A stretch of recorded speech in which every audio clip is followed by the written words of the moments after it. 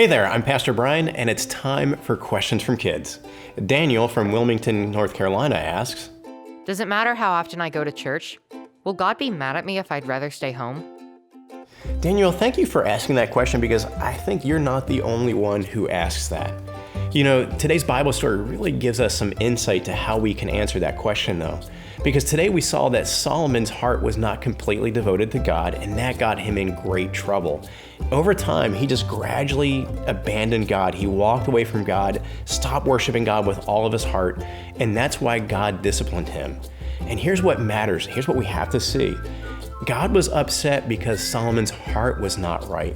Solomon had walked away from God in his heart, which caused him to walk away in his actions.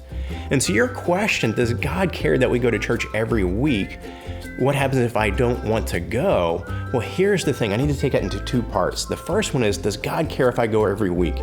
God is not keeping some cosmic scoreboard. He's not keeping track of every time you're there and for how long and so forth. It's not about that. But that second part of the question, I think, is where we have to camp out. That I would ask you, why don't you want to gather together with the church? Why don't you want to go and worship God? That's what God cares about.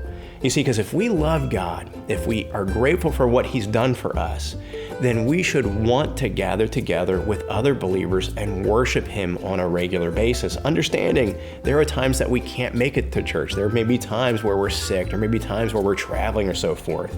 But in general, our heart posture should be one of wanting to be part of God's church, worshiping with other people who love God like we do.